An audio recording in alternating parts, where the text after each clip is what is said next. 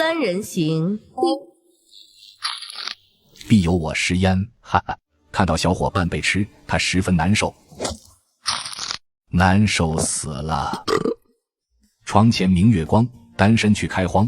这只长得不丑就挺好看的家伙叫食肉牛龙，当然跟穷比起来，他的丑根本不值一提。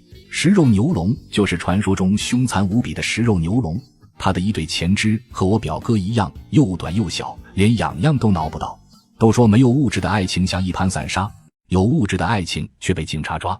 今天正好是1年365天的求偶日，义务是处的他势必要踢翻狗盆，从此做人。